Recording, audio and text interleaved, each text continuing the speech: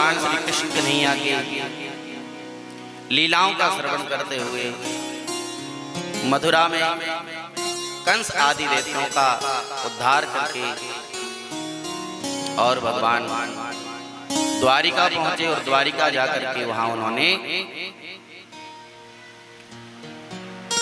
मां रुक्मिणी मैया के साथ में विवाह संपन्न किया। भगवान श्री कृष्ण कन्हैया का विवाह मां रुक्मिणी के साथ में संपन्न हुआ। भगवती रुक्मिणी साक्षात लक्ष्मी है और श्री कृष्ण साक्षात नारायण है, इसलिए लक्ष्मी ने नारायण का वर्ण किया। देखो भैया, ना तो नारायण का जन्म होता है और ना ही लक्ष्मी का जन्म होता है। ना कभी नारायण जन्म लेते हैं ना लक्ष्मी जन्म लेती है। जब भगवान आते हैं तो हम क्या कहते हैं? भय प्रकट कृपाला दीन दयाला। भगवान भी प्रकट होते हैं और लक्ष्मी जी भी जन्म नहीं लेती, वो भी प्रकट होती है। जब सीता बन के आई तो हल चलाते वक्त खेत में जनक जी को प्राप्त हुई और जब रुक्मिणी बन करके आई तो भीष्मक महाराज को पानी में बहते हुए एक पत्ते पर प्राप्त हुई। लक्ष्मी का जन्म कभी नहीं होता। लक्ष्मी सदैव कृपा करके पधारती हैं और नारायण भी सदैव कृपा करके पधारते हैं।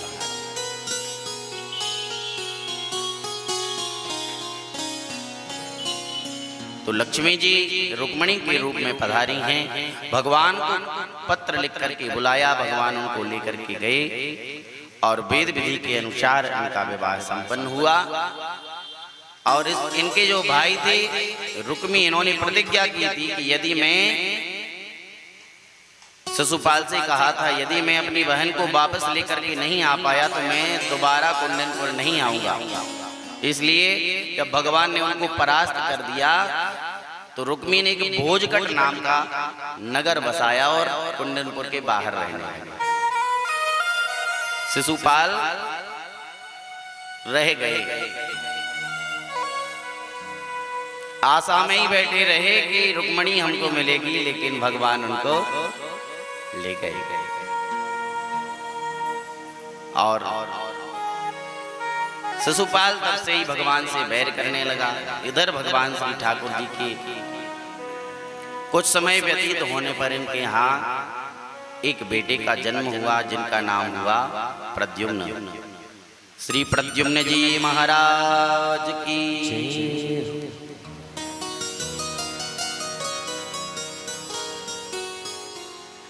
प्रद्युम्न जी का जन्म हुआ और जन्म लेते ही उनको सम्रासुर नाम का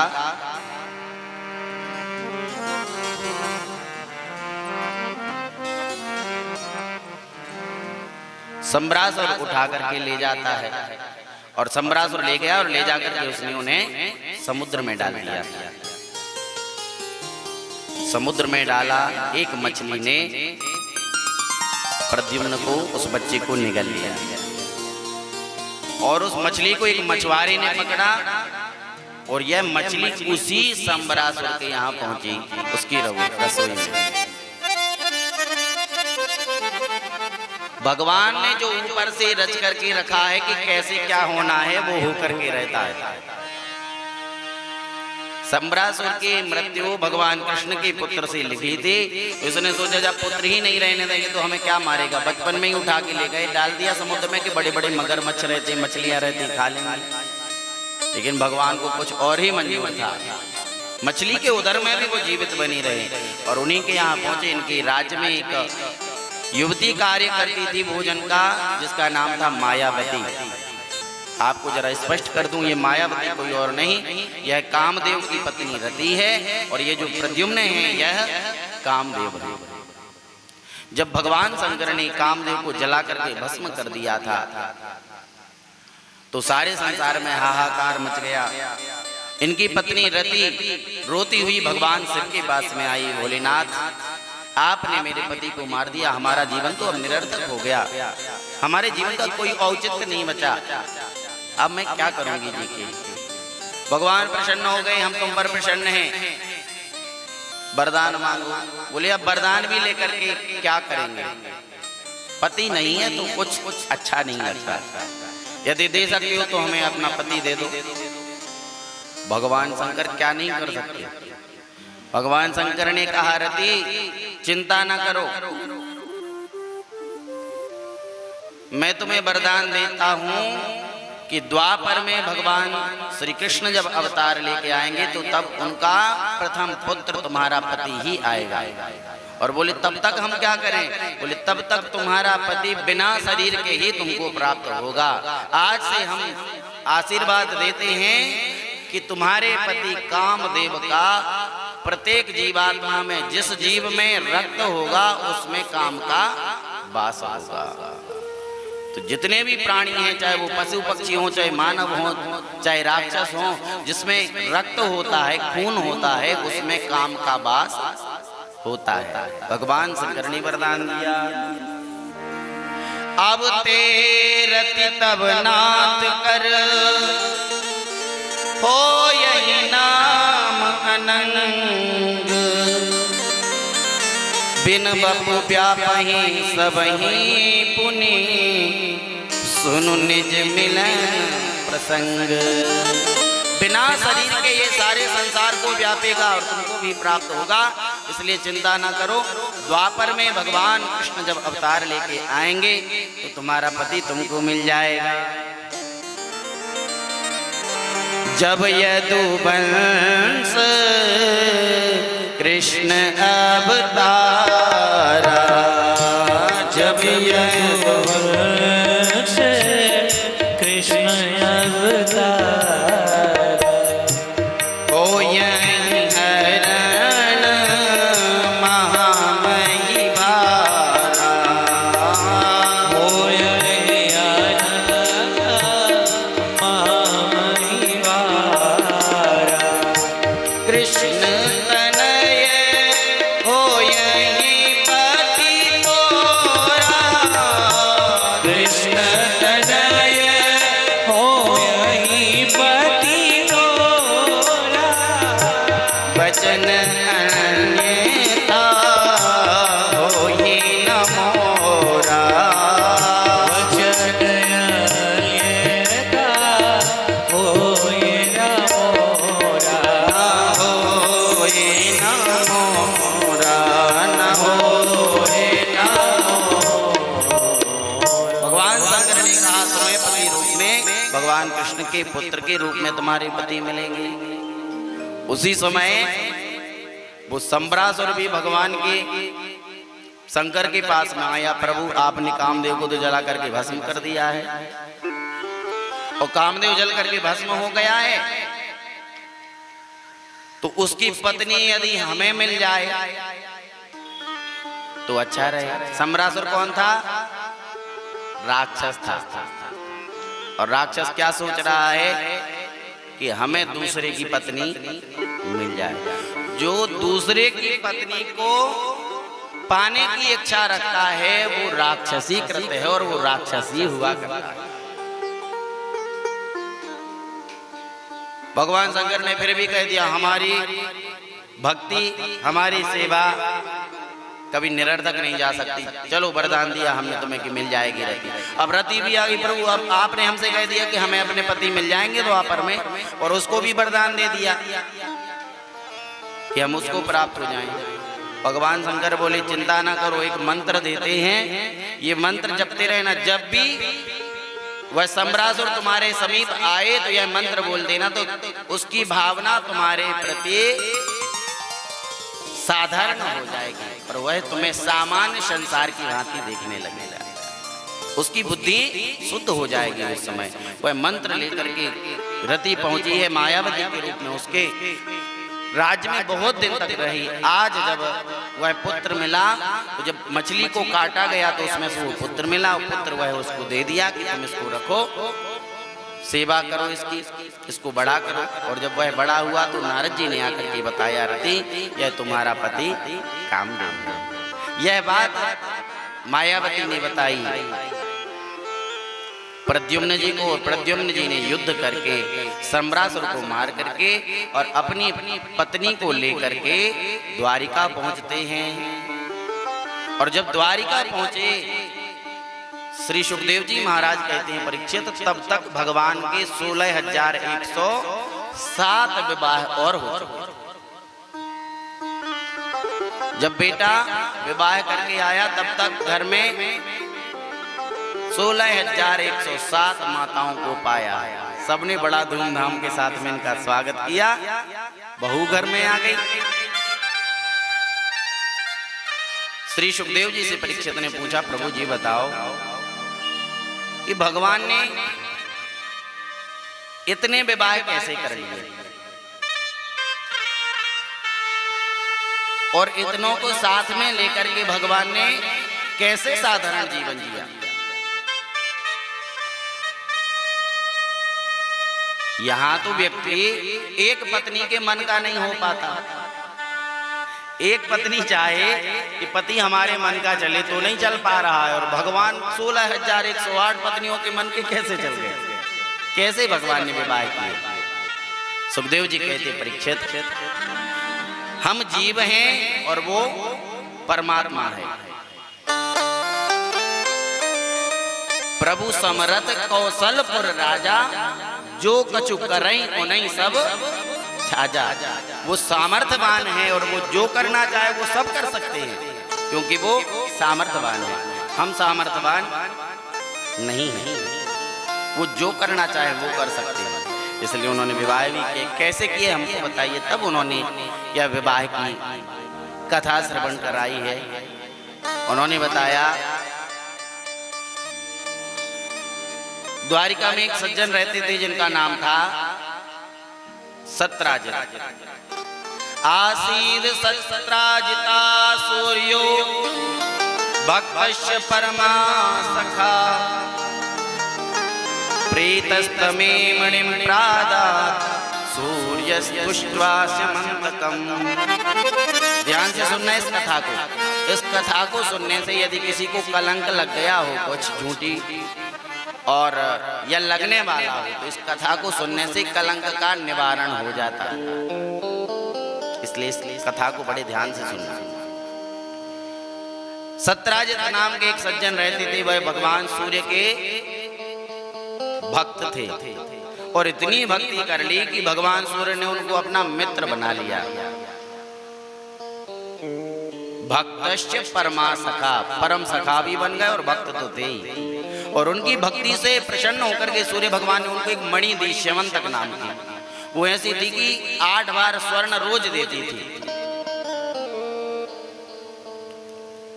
केवल सत्राजित को नहीं मिली। यदि हम भी सूर्य भगवान की भक्ति करें तो हमको भी वह श्रेष्ठ धन, श्रेष्ठ मन और श्रेष्ठ बुद्धि ज्ञान प्राप्त होगा और आरोग्यता प्राप्त होगी। सूर्य भगवान की जो भक्ति करता है, रोज उनको जल चढ़ाता है, उसके हृदय में ज्ञान आता है, उसके अंदर तेज आता है और निरोगी रहता है। आरोग्यता प्रदान करने वाले हैं भगवान सूर्य। प्रत्यक्ष देव हैं। बाकी देवताओं की तो हम मूर्ति पूजन करते हैं, लेकिन सूर्य भगवान साक्षात दर्शन हमें दिया करते हैं। अंदाज करना मेरे भैया, जो सूर्य भगवान की रोज नित्य प्रति सेवा करते हैं, उनको जल देते हैं, वो कम बीमार पड़ते हैं। आरोग्यता भगवान सूर्य उनको देते हैं और श्रेष्ठ बुद्धि उनको प्रदान करते हैं। इसलिए भैया आप सबसे निवेदन है, रोज सूर्य भगवान को अर्घ्य दिया करो, उनको प्रणाम किया करो। और सुनो, कितने तेजस्वी हैं भगवान सूर्य, क्या क्या देने में सामर्थ्यवान है। हमें अंदाजा नहीं, इसलिए हम उनको समझ नहीं पाते हैं। सुदर्शन चक्र जानते हैं आप लोग, कहां से आया पता?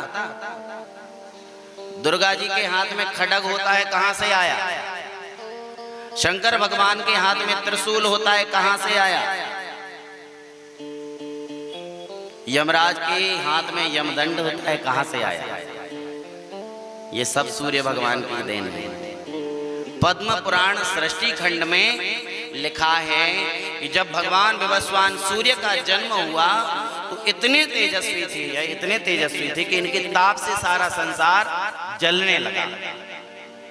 तो जब देवता लोग जलने लगे ताप के कारण, तो भगवान नारायण के पास में गए। नारायण ने कहा सूर्य से ही मिलो, वही कुछ उपाय कर सकते हैं। तो सूर्य भगवान ने कहा देवताओं से, यदि हमारी रश्मियों से के ताप से बचना है तो इनको कटवा दो। अपनी किरणों को काटने के लिए कहा। तो विश्वकर्मा को बुलाकर के विश्वकर्मा से सूर्य की रश्मियों को, किरणों को कटवाया गया। और किरणों को जब कटवाया गया, अब एक समस्या ये आ गई कि जब वो किरणें काट तो ली, लेकिन वो तेज कहाँ रखें? तो कहा इनके आयुध बना दो, इनके शस्त्र बना दो।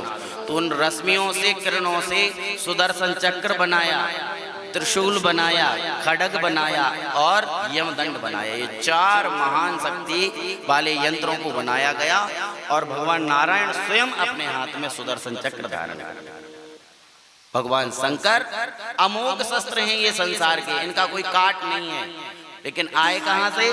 सूर्य भगवान के द्वारा।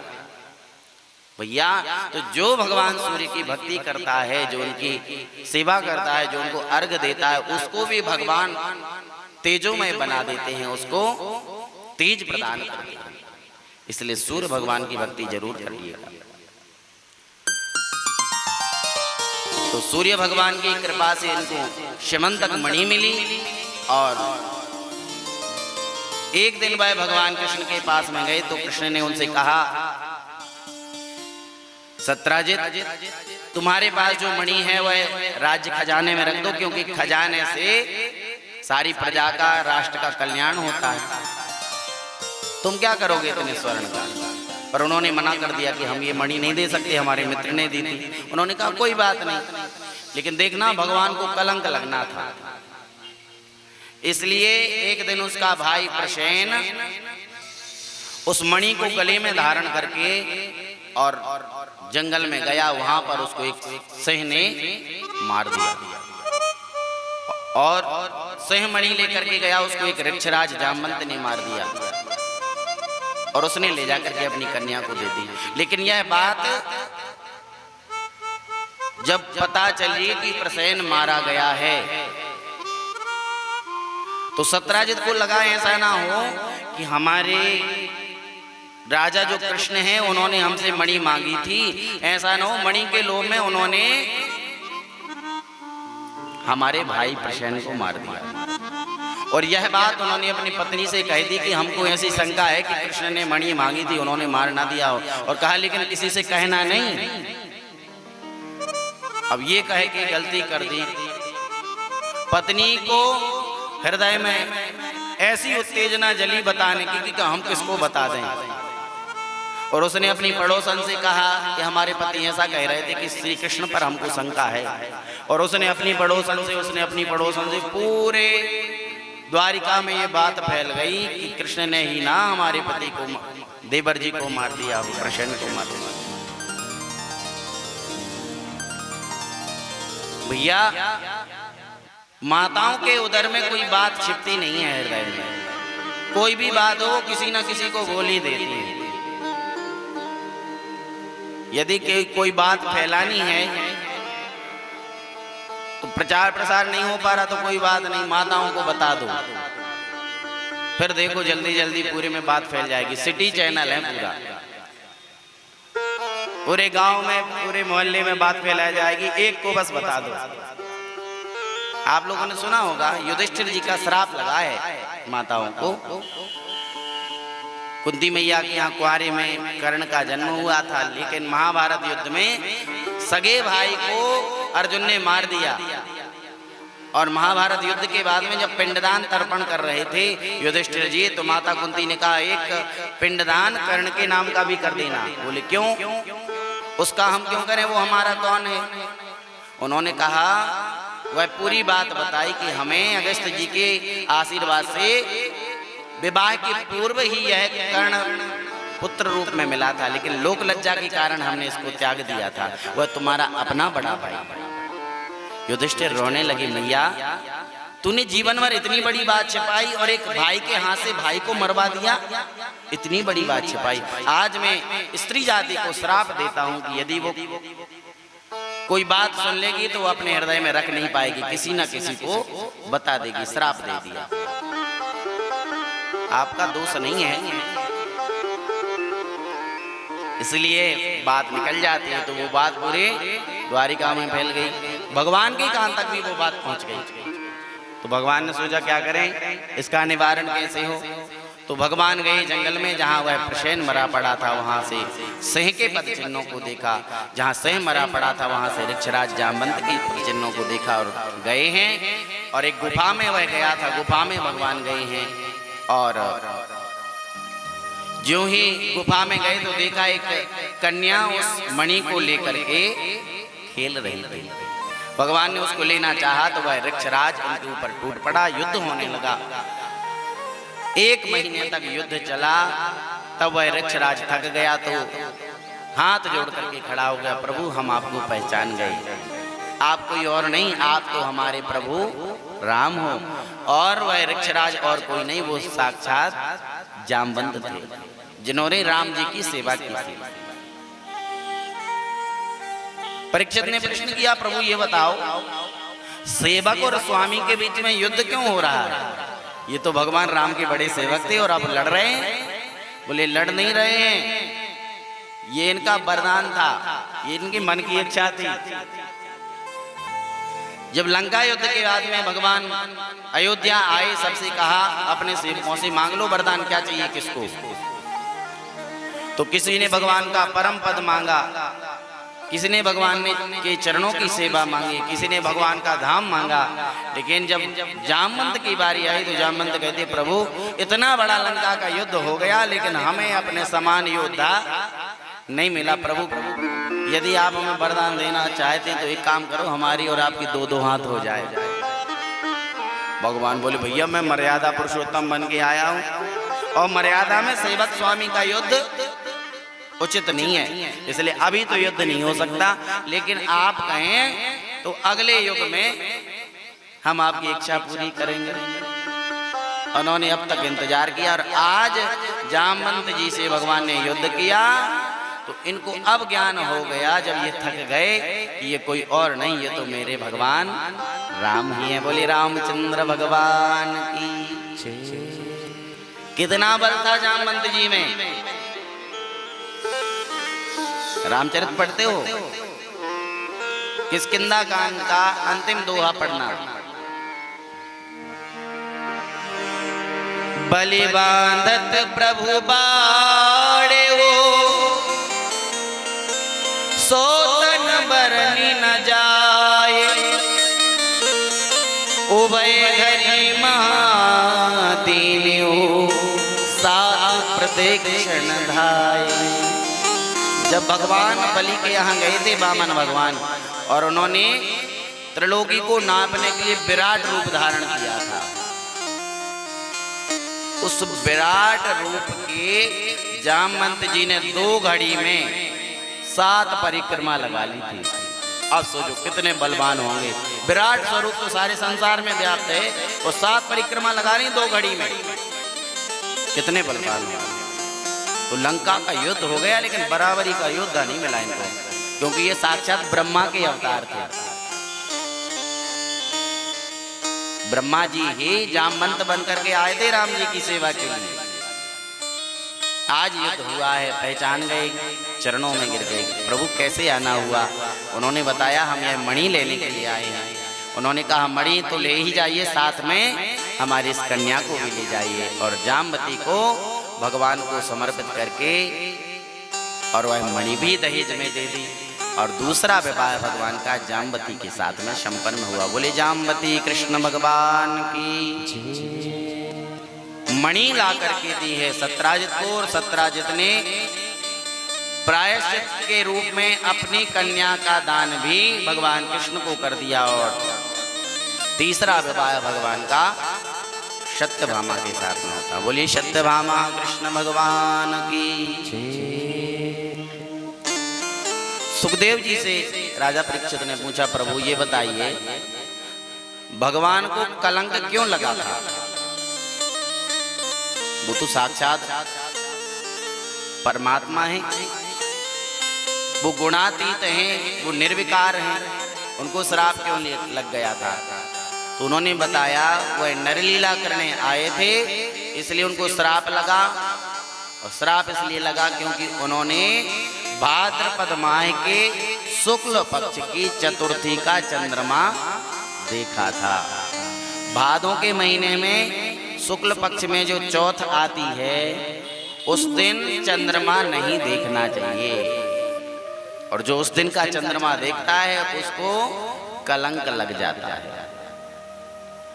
और कलंक जैसे लग ही गया तो क्या करें? बोले कलंक लग गया है तो इस स्यमंतक मणि वाली कथा को श्रवण करने से कलंक का निवारण शीघ्र हो जाता है। अच्छा, अब ऐसा होता क्यों है? उस दिन कलंक क्यों लगता है?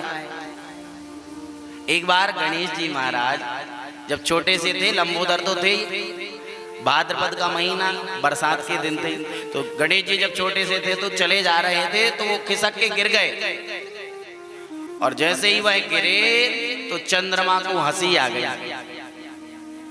और चंद्रमा को जैसे ही हंसी आई, भगवान गणेश जी ने देखा मैं गिर क्या गया, ये तो हंस रहे हैं,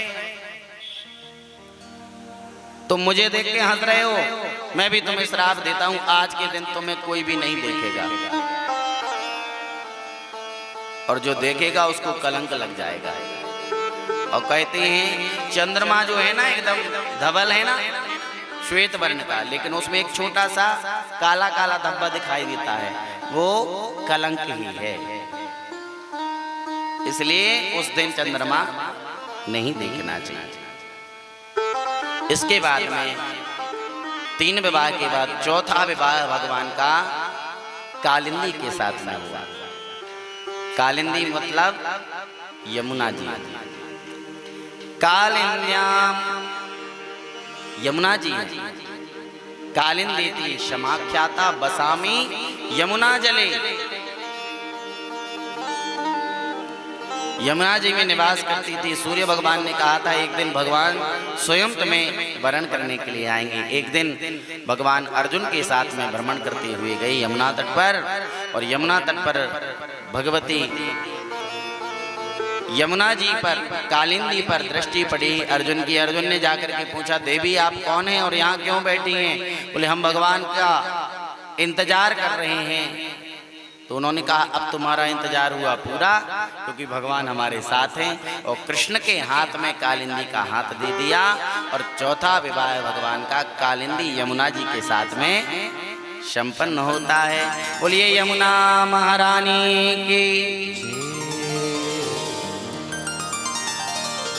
यमराज की बहन है ये यमुना जी, इनका नाम है यमुना।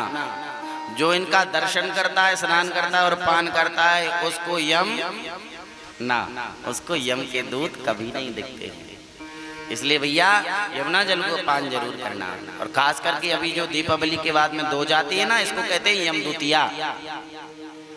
इस दिन यमराज जी यमुना जी के पास में आए थे और उनको वचन दे करके गए थे कि आज के दिन जो भी आकर के आपके दर्शन करेगा, आपको प्रणाम करेगा, जलपान करेगा, उसको मैं और मेरे दूत कभी नहीं सताएंगे। तो भाई और बहन जाकर के यदि यमदूतिया के दिन यमुना जी में स्नान कर लें तो कभी उनको यम की यातना नहीं भुगतनी पड़ती है। बोलिए यमुना महारानी की।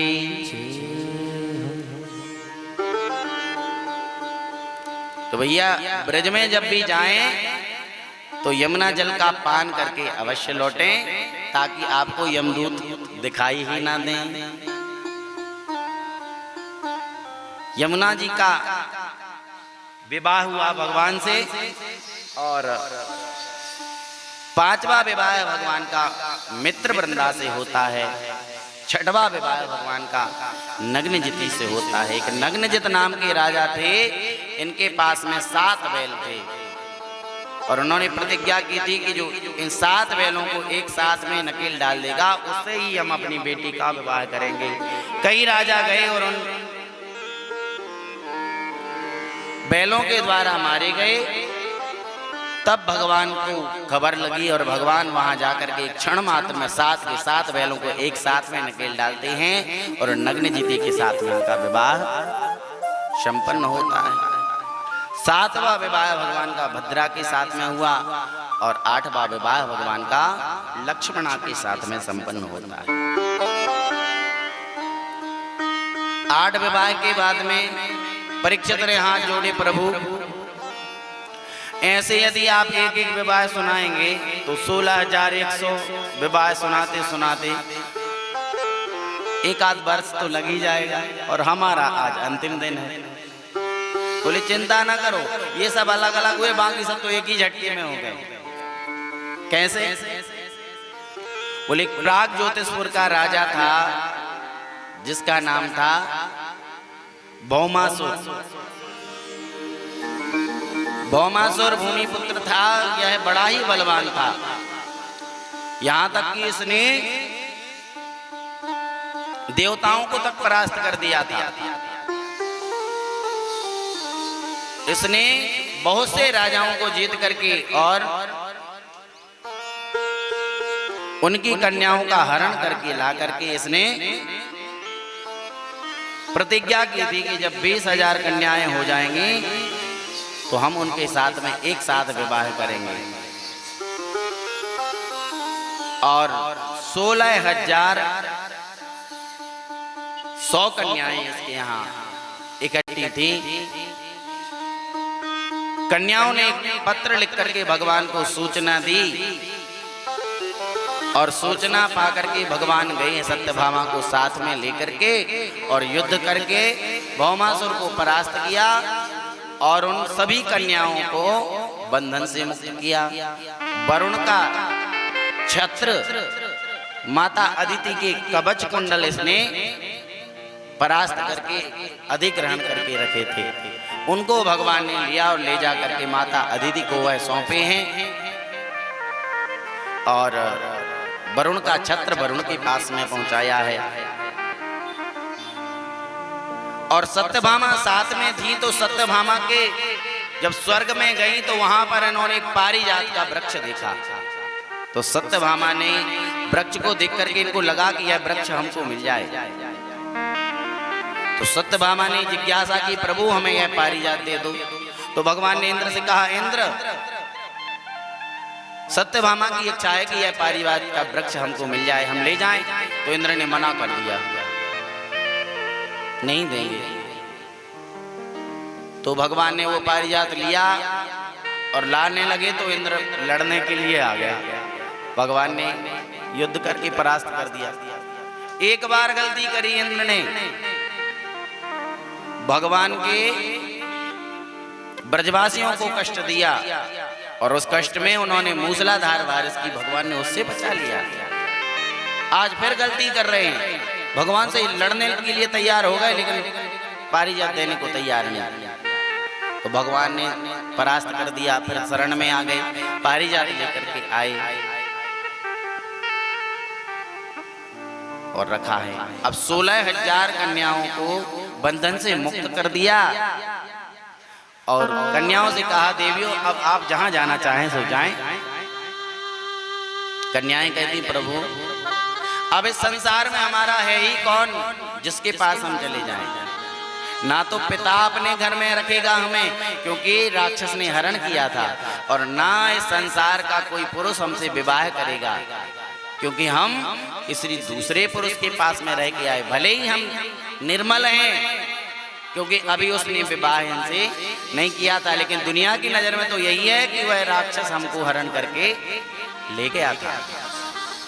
इसलिए प्रभु अब इस संसार में कोई स्वीकारने वाला नहीं है, एक तो वही है जो हमें स्वीकार सकता है, वो है परमात्मा आप।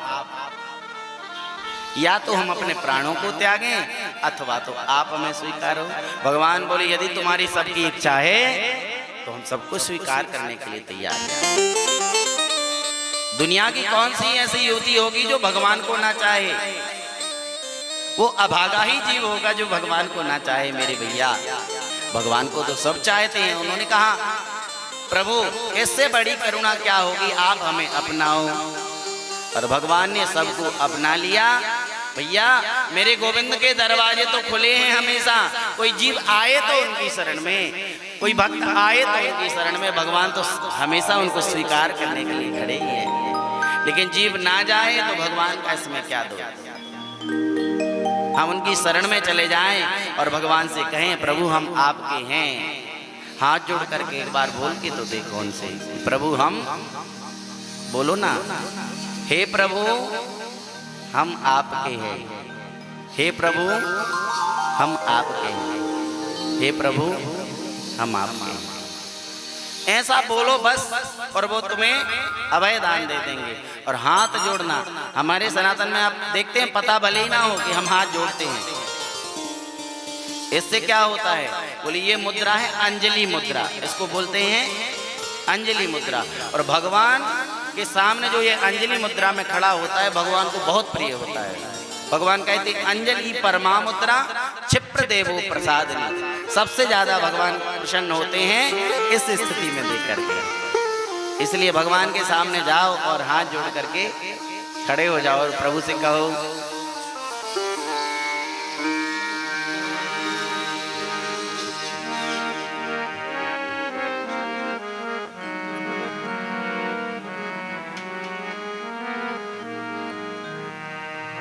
प्रभु हम भी शरणागत हैं, स्वीकार करो तो जाने।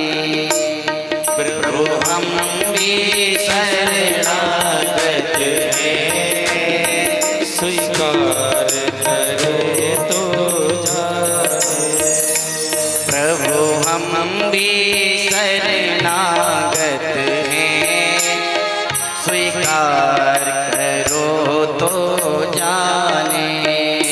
प्रभु हम भी शरणागत हैं, स्वीकार करो तो जाने। अब हमें पतित से पावन सरकार करो तो जाने। अब हमें सरकार कहो तो जाने।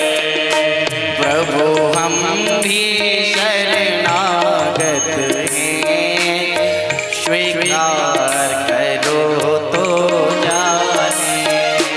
प्रभु हम भी शरणागत हैं, स्वीकार करो तो। एक बार कहिए श्री हरि।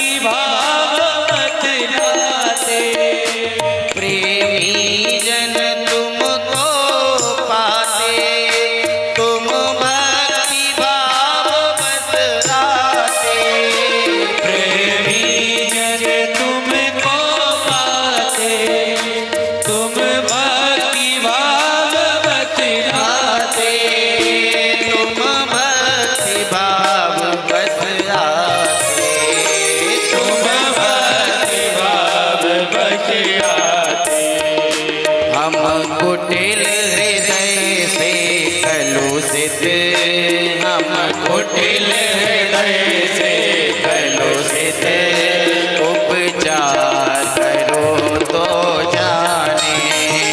हम कुटिल हृदय से ये भाव ताली से करो तो जाने। ओ प्रभु हम भी शरणागत हैं, स्वीकार करो तो जाने। प्रभु हम भी शरणागत हैं, स्वीकार करो तो त्रिवार के बिहारी लाल की।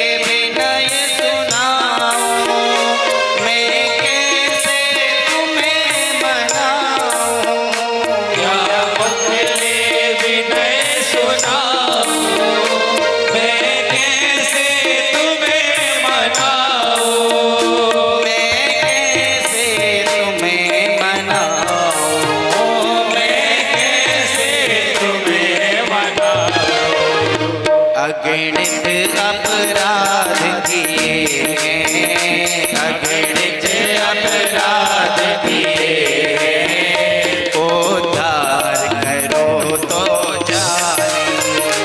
अगणित अपराध किए हैं, उद्धार करो तो जाने। प्रभु हम भी शरणागत हैं, स्वीकार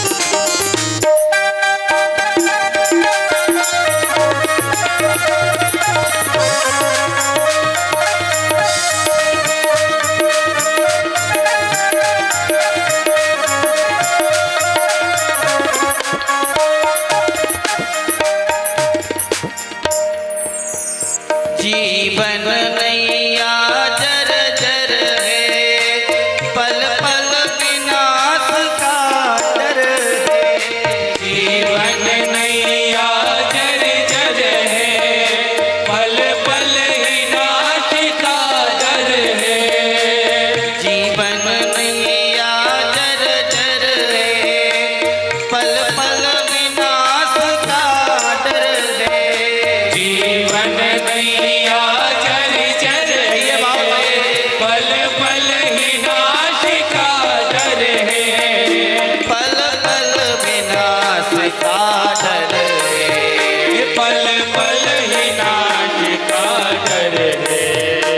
अब ऐसे एक पतित को, हम जैसे पतित को भव पार करो तो जाने। हम जैसे पतित को भव पार करो तो जाने।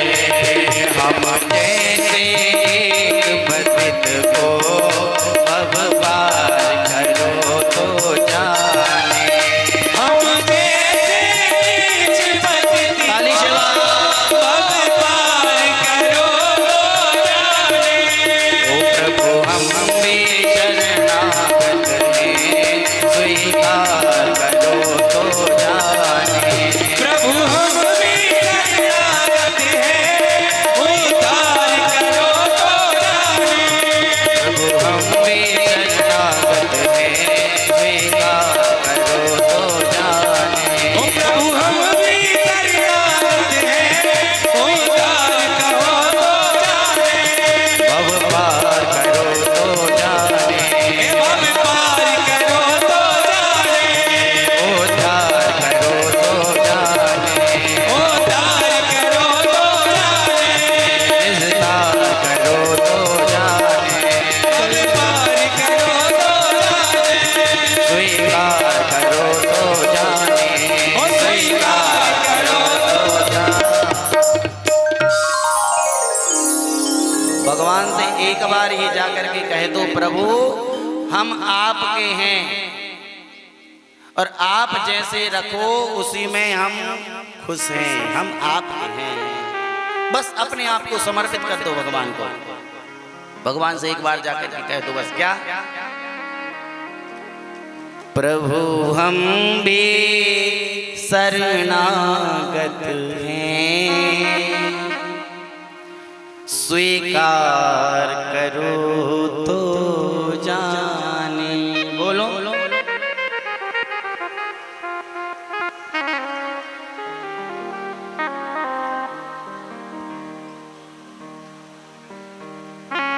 अगणित अपराध किए हैं, भव पार करो तो जाने।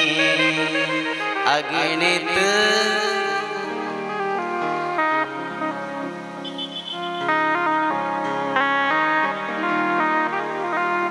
हरम के पुजारी हरम चाहते हैं, करम के पुजारी करम चाहते हैं।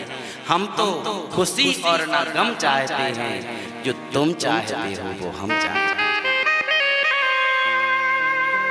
प्रभु तेरी हाँ में हमारी भी हाँ है, और तुम्हारी नहीं में हमारी नहीं है। जो आप कहो वैसे ही मैं तैयार हूं, इसलिए प्रभु कृपा करो और हमें स्वीकार लो। जब उन सब 16,000 कन्याओं को आपने स्वीकार लिया तो हमें क्यों नहीं स्वीकारेंगे। भगवान तो स्वीकार करने के लिए खड़े ही हैं, लेकिन जीव नहीं जाए तो उसमें भगवान क्या करें।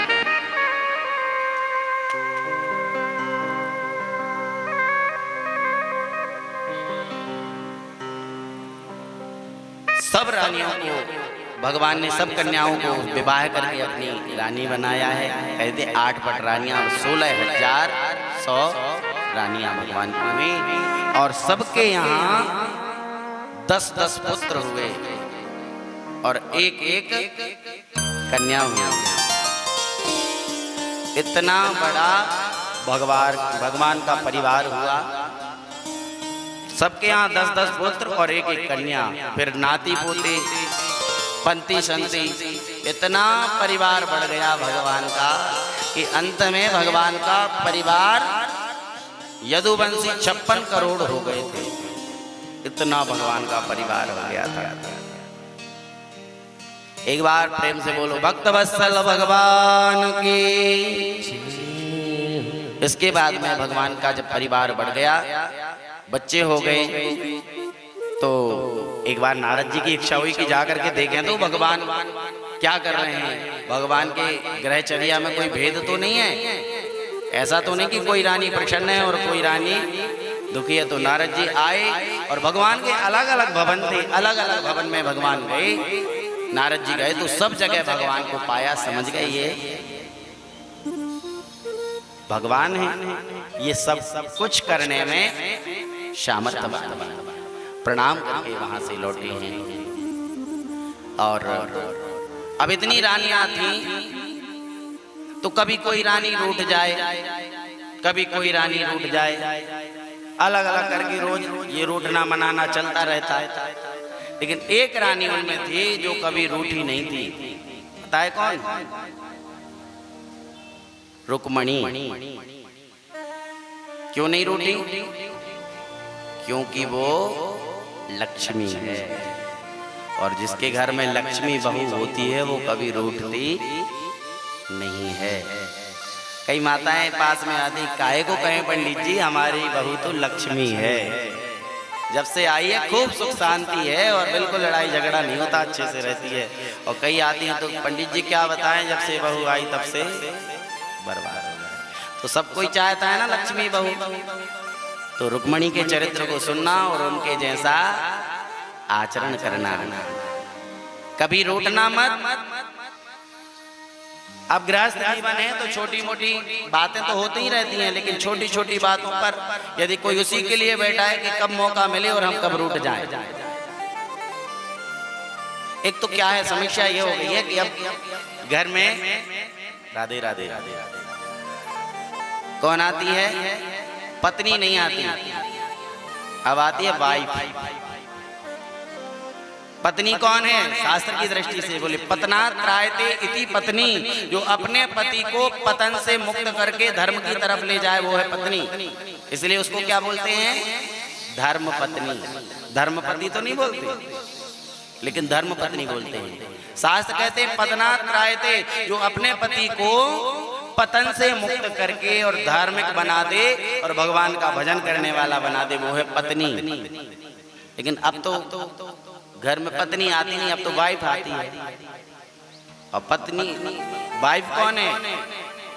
अब शास्त्र में तो इसका लिखा नहीं है कि कौन है, लेकिन मैंने उसका एनालिसिस किया वाइफ का तात्पर्य क्या है, तो मुझे ये समझ में आया, without information fight every time.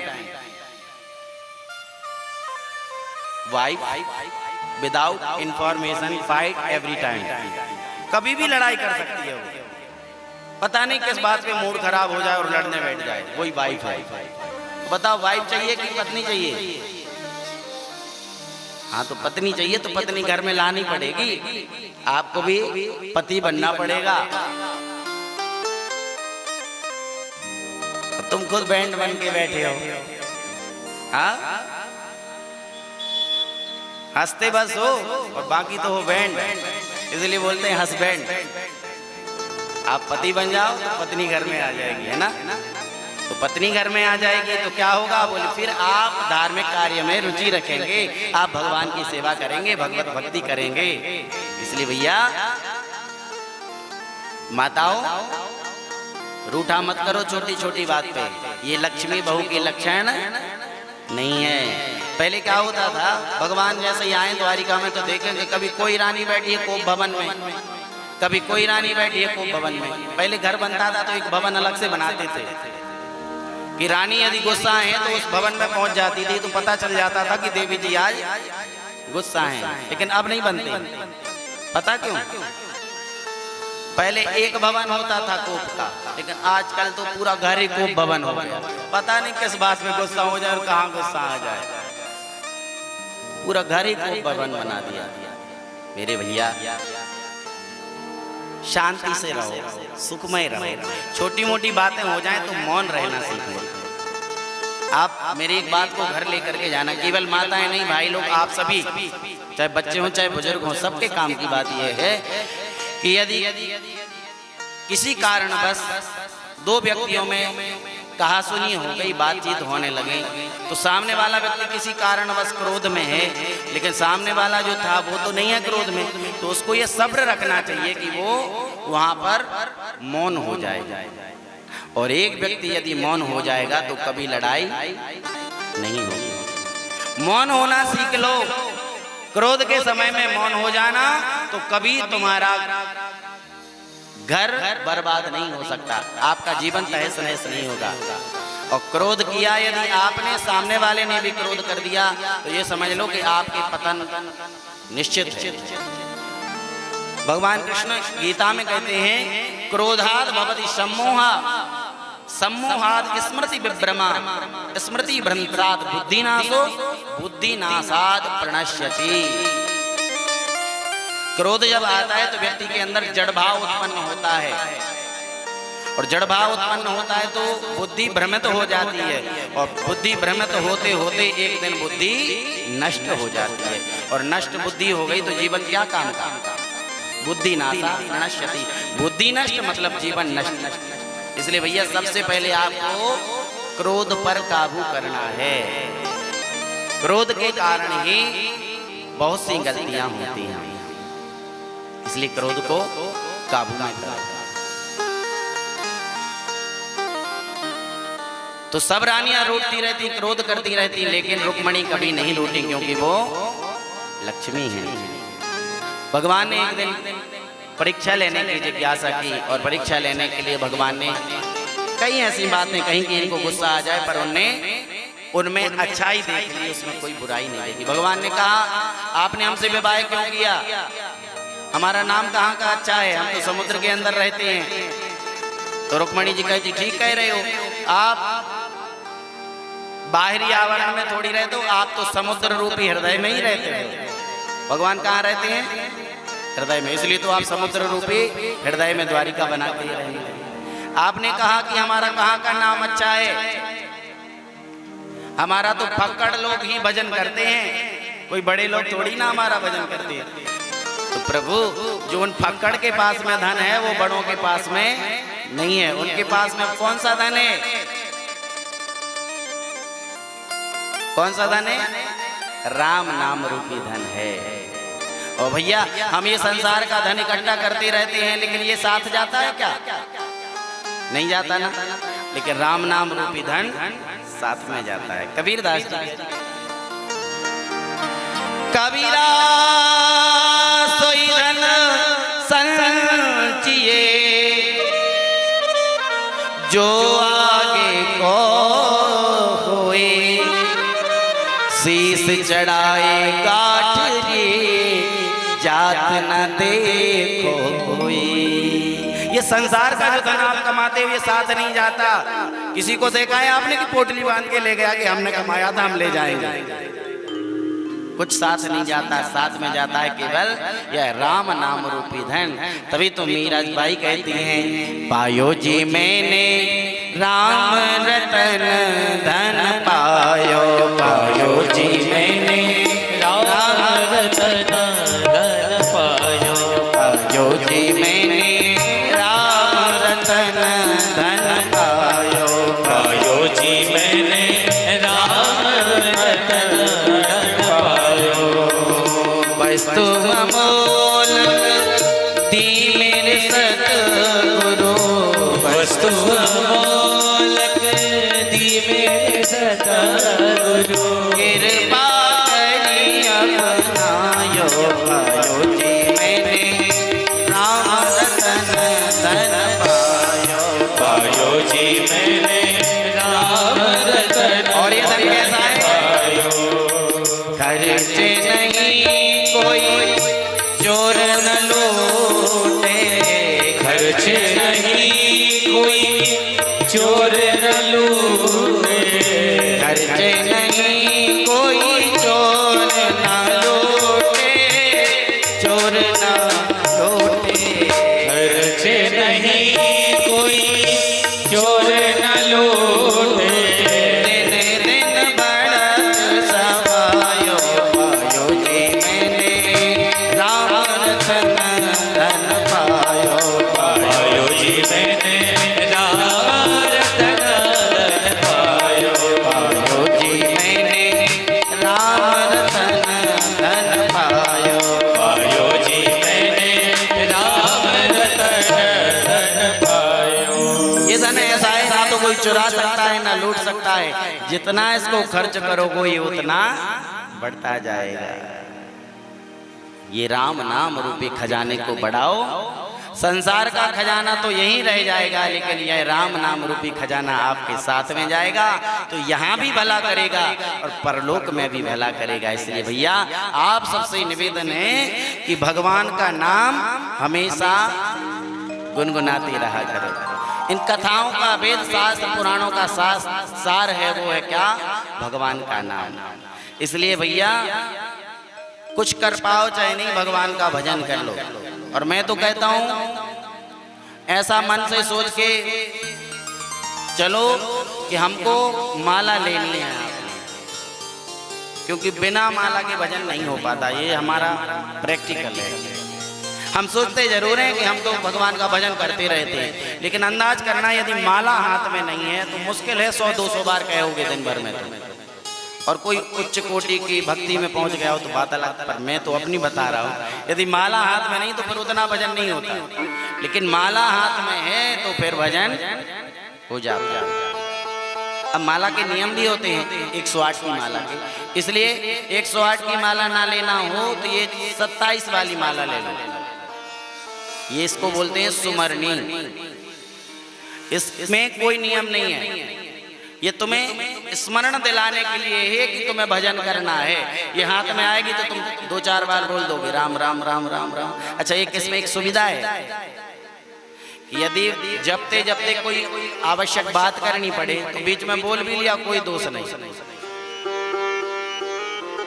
रोक लिया, इसके आगे फिर बढ़ जाओ राम राम राम राम राम राम, क्योंकि ये केवल तुम्हें सुमिरण दिलाने के लिए है कि तुम्हें भगवान का भजन। कबीरदास जी ने दोहा लिखा, उसमें उन्होंने कहा है माला कहत कबीर सो तू मत छोड़े मोए, बिना शस्त्र के सूरमा लड़त न देखो कोई। सूरवीर हो, युद्ध में चले गए लड़ने के लिए, लेकिन हाथ में शस्त्र नहीं है तो कैसे युद्ध करोगे? तो यमदूतों से युद्ध करने के लिए, भवसागर से पार जाने के लिए तुम्हारी सबसे अच्छा शस्त्र है क्या? माला। इस माला को ले लो और भगवान का नाम जपो। हाथ में आएगी तो याद आएगा कि हमें भगवान का नाम लेना है, तो इस नाम को सुमिरन कर लो। यही तुम्हारा भवसागर से पार जाने का एकमात्र साधन है मेरे प्यारे। इसलिए भगवान का नाम जप करते रहो, यही तुम्हारा असली धन है। तो रुक्मणी जी कहती हैं प्रभु आपने कहा फक्कड़ हमारे सेवक हैं, तो फक्कड़ों के ही पास में तो असली धन होता है। फिर आपने कहा कि हमारे माता का पता नहीं, पिता का पता नहीं, तो प्रभु आपके माता पिता नहीं होते, आप तो जगत के पिता हैं। आप तो ये लीला करने के लिए किसी को पिता बनाते हैं, किसी को भाई बनाते हैं, किसी को सखा बनाते हैं। वस्तुतः वास्तव में इन सांसारिक प्राणियों के सबके इस जगत के पिता तो आप। और प्रभु आपने कहा कि अभी भी कुछ नहीं गया, शिशुपाल के चले जाओ, तो प्रभु क्या गलत कहा आपने? आपका ये स्वभाव है कि आप जीव को देखते हो कि सच्ची श्रद्धा से आया है कि नहीं। आप हमारी परीक्षा ले रहे हो, पर प्रभु हम परीक्षा में फेल नहीं होंगे, क्योंकि मैंने तो अपना जीवन आपके श्री चरणों में समर्पित कर दिया है। लक्ष्मी को भी क्रोध नहीं आया मेरे भैया, बड़ी शांति के साथ में रहती हैं, ऐसे आपको भी रहना है। इसके बाद में एक बार भगवान कृष्ण के पुत्र खेलते खेलते एक जंगल में गए, वहां पर एक कुआं था। उस कुएं में उन्होंने एक गिरगिट देखा, बहुत बड़ा गिरगिट था। ध्यान से सुनना। तो बच्चा गए भगवान के पास, प्रभु मैंने गिरगिट देखा है, इस गिरगिट को इतना बड़ा जीवन में कभी नहीं देखा है, आप चलिए ना मेरे साथ। तो भगवान गए और भगवान ने जाकर के अपना चरण का स्पर्श कराया तो वह देव रूप में आ जाता है और भगवान को प्रणाम करके कहता है। भगवान कहते कौन है आप? भगवान को तो पता है, लेकिन फिर भी भगवान अपने पुत्रों को बताना चाह रहे। आप लोग भी ध्यान से समझना। तो अपना परिचय देता है, नृगो नाम नरेंद्रो इक्ष्वाकु तनया प्रभु दाने स्वाख्याय मानेषु यदि ते कर्णमस्मृतम्। मेरा नाम है नृग, और दानियों का नाम जब आता है तो मेरा नाम सबसे ऊपर आता है।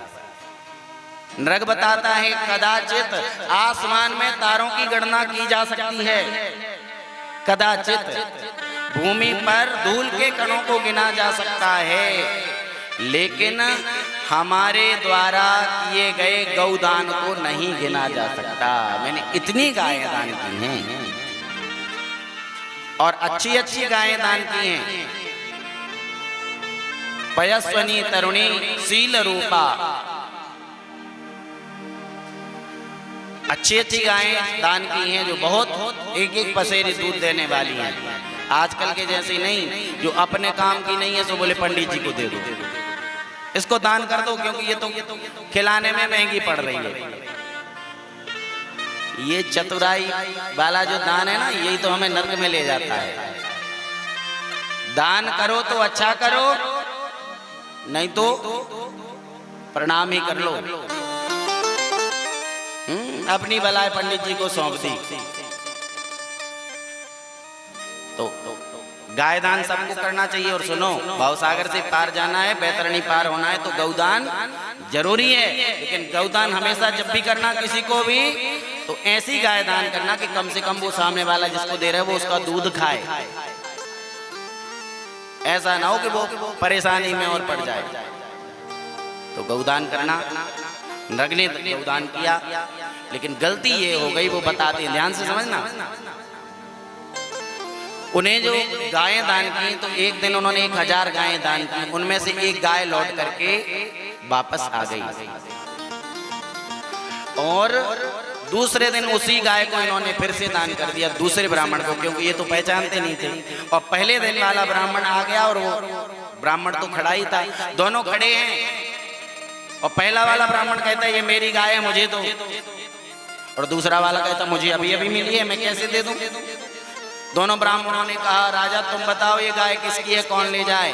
लेकिन राजा ने तो दोनों को दान में दी थी, इसलिए राजा कुछ निर्णय ना ले पाए, और राजा मौन खड़े रह गए, और दोनों ब्राह्मण गाय को छोड़ करके चले गए। और वह गाय राजा के घर में बनी रही, और उसका दुग्ध राजा ने खाया।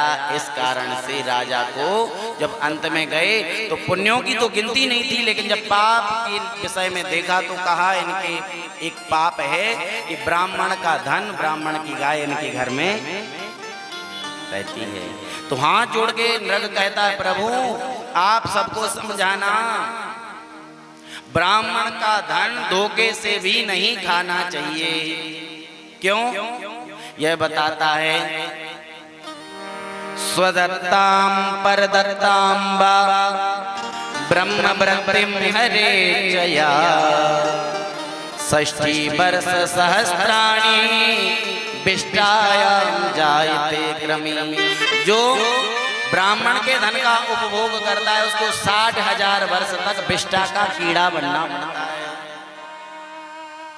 और नृग कहता है मैंने संसार में सबसे बड़ा विष देखा है। वो विष क्या है? बोले ब्राह्मण का धन। मैं नहीं कह रहा हूँ, भागवत जी में लिखा है। किसी को शंका हो तो बिल्कुल आकर के देख सकते, क्योंकि मैं बाहर की बात नहीं करता हूँ, जो बात करता हूँ वो प्रमाणित बात करता हूँ। अब कई लोग तो ये भी सोच रहे होंगे कि पंडित जी चुटकुला तो सुनाते ही नहीं है। चुटकुला सुनना हो तो रूम पे आ जाना, बाहर सुनाते नहीं। ये व्यास मंच है, यहाँ से तुम्हें कथा ही सुनाऊंगा, भगवान की घोड़ी सुनाऊंगा। तो नृग बताते हैं प्रभु इस संसार में सबसे बड़ा विष कौन है? तो बताते हैं ना हम हलाहलम मन्ये विषम यस्य प्रतिक्रिया ब्रह्मस्त्वं हि विषम प्रोक्तम नाश्यते विधिर्भुवि। मैं हलाहल विष को विष नहीं मानता, मैं तो ब्राह्मण के धन को सबसे बड़ा विष मानता हूँ। क्यों? बोले संसार का जो विषय होता है हलाहल आदि, इसकी तो चिकित्सा हो जाती है, इसकी तो दवा हो जाती है, औषधि सेवन से वो विष का प्रभाव कट जाता है। लेकिन ब्राह्मण का धन हिनस्ति विषमत्तारं बहिनीरद्रि प्रसाम्यति कुलम समूलम दहते ब्रह्मचारुणि पावका। ब्राह्मण का धन रूपी अग्नि सारे परिवार को कुल सहित भस्म करके रख देती है। इसलिए धोखे से भी ब्राह्मण के धन का उपभोग नहीं करना। ब्राह्मण का धन, मठ मंदिरों का धन, गौशाला का धन, गौ माता का धन जो उपभोग करता है, समझ लो उसने अपने नरक के द्वार खोल लिए। इसलिए मंदिरों का, मठों का, गौशाला का और ब्राह्मण का धन कभी किसी को उपभोग नहीं करना चाहिए। और जो उसका उपभोग करता है उसकी दुर्दशा होती। वाल्मीकि रामायण में कथा आई है कि एक बार एक ब्राह्मण ने एक कुत्ते को डंडा मार दिया। ध्यान से सुनना। एक कुत्ते को डंडा मारा तो कुत्ते की कमर में लग गया, वो लंगड़ा के चलने लगा। बड़े जोर का मारा था। और वो समय कब का था? त्रेता युग का, जब राम जी स्वयं राज्य कर रहे थे। तो राम जी का राज्य तो एकदम मर्यादित था, वहां कोई अनाचार नहीं होता था। तो वो कुत्ता पहुंचा राम जी के पास में और राम जी से उसने शिकायत की, प्रभु आपके राज्य में ये अनीति, ब्राह्मण देवता ने बिना कारण के मुझे डंडा मार दिया। ब्राह्मण को बुलवाया राम जी ने। ब्राह्मण देवता को प्रणाम करके पूछा, महाराज जी आपने कुत्ते को क्यों मारा? इसका अपराध क्या था? बोलो तो वो तो मैंने ऐसे ही मार दिया। मैं जा रहा था रास्ते से तो ये भौंक रहा था। किसको भौंक रहा था ये तो पता नहीं, तो मैंने मार दिया। मुझे लगा कि मैं कहीं जा रहा हूँ, ये कुत्ता मिल गया, पता नहीं अशुभ ना हो जाए, इसलिए मैंने इसको मार दिया। पर बोले उसका दोस्त तो नहीं था। ब्राह्मण देवता आपकी गलती है। कुत्ते से कहा, कुत्ते तुम बताओ इसको कौन सा दंड देना है? कुत्ता बोला, प्रभु आप ही दे दो इसको जो दंड देना। बोले नहीं, आप बताओ क्या दंड देना है। तो कुत्ता कहता है, इसको काशी का मठाधीश बना दो। काशी का मठाधीश बना दो। भगवान बोले, ये दंड है कि प्रमोशन है? कोई दंड बताओ। बोले दंड ये है प्रभु, आप तो मैं जो कह रहा हूँ यही कर दो। बोले क्यों? बोले इसका कारण ये है कि पिछले जन्म में हम भी वहीं के मठाधीश थे। तो पिछले जन्म में हमने वहां का खूब धन खाया, तो इस जन्म में कुत्ता बन गए। इसलिए इसको भी बना दो, अगले जन्म में ये भी कुत्ता बनेगा और फिर ये भी ठोकरे खाता हुआ फिरेगा। समझे बात? ये है भगवान के मठ मंदिरों की धर्म के धन को खाने का दुष्परिणाम। इसलिए ब्राह्मण का धन, गौ माता का धन, गौशाला का धन और मठ मंदिरों का धन कभी नहीं खाना चाहिए। नरक ने समझाया कि आप सबको ये उपदेश दीजिएगा और वहां से गए। तो भैया कभी भी ब्राह्मण का धन घर में रहना नहीं चाहिए। इसलिए हमारे यहाँ एक कहावत चलती है, तुरंत दान महाकल्याण। जो दान करना है, जितना पूज रहा है, जितनी शक्ति है, सो तुरंत दे दो, बाद का नहीं। और बाद का तो तुम चुका भी नहीं पाओगे। एक अच्छी बात बता रहे, ध्यान से, बहुत ध्यान से सुनना। जो ब्राह्मण को दान देते हैं, दक्षिणा देते हैं, उसमें ये नहीं कहना चाहिए कि हम तो तुम्हें बाद में देंगे। नहीं तो सुन लो, बाद में दोगे तो कितनी देनी पड़ती है। दक्षिणा विप्रमुद्देश्य तत्काले न दीयते, एक रात्रि व्यतीतो तु तद्दानम द्विगुणम भवेत्। जो दान का तुमने संकल्प किया कि हम तुम्हें दान देंगे पंडित जी इतना, एक रात्रि यदि घर में गुजर गई तो दूसरे दिन 2 गुना देना पड़ेगा, तब चुकेगा, नहीं तो चुकेगा नहीं। अभी बात पूरी नहीं हुई, सुन लेना। माँ से सतगुणम प्रोक्तम, यदि 1 महीने आपके घर में रुक गया तो कितना बोले? सतगुणम, 100 गुना हो जाता है। 100 रुपये दिए थे और 1 महीने तक नहीं दे पाए तो फिर जब 10,000 दोगे तब चुकेंगे। 2 माह से तो सहस्त्रकम, और 2 महीने हो गए तो 1000 गुना देना पड़ेगा, तब वो चुकेगा।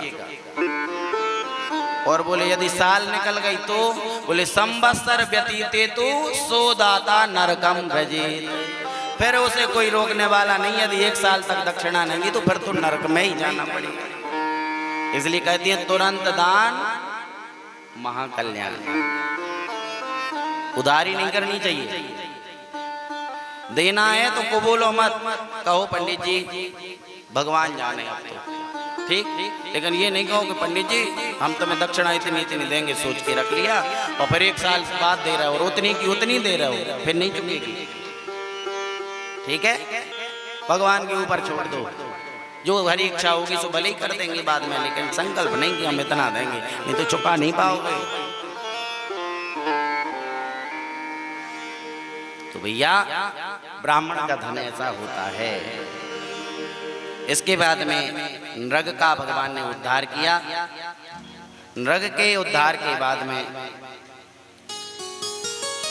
उषा अनिरुद्ध का विवाह हुआ बाणासुर की पुत्री के साथ में, और एक पौंड्रक नाम का राजा हुआ।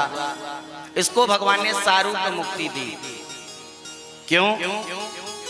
क्योंकि यह पौंड्रक ने भगवान के समान रूप धारण किया था। जो भगवान के स्वरूप का चिंतन करता है, जो ठाकुर जी की रोज सेवा करता है, उनके दर्शन करता है, उसको भगवान सारूप मुक्ति देते, अपने समान ही रूप देकर के धाम में बुला लेते हैं। यह पौंड्रक राक्षस था, लेकिन इसने भगवान की जब भक्ति की तो इसने सुना भगवान का नाम बड़ा चल रहा है, इसलिए उसने भगवान के जैसा रूप धारण किया।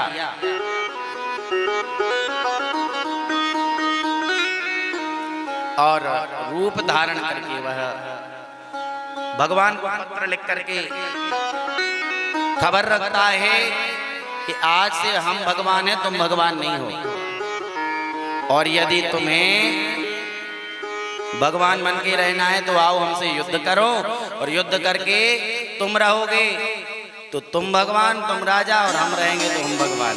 भगवान गए युद्ध करने, और युद्ध करके उन्होंने पौंड्रक को परास्त किया, और परास्त करने के बाद में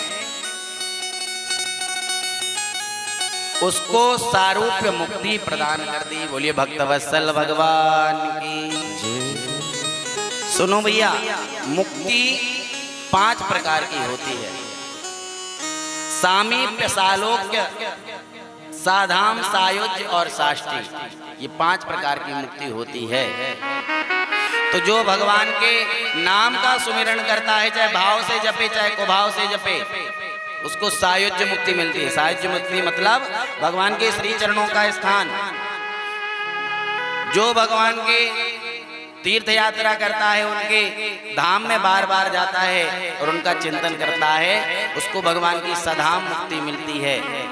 और जो भगवान के स्वरूप का चिंतन दर्शन करता है, उसको सारूप्य मुक्ति मिलती है।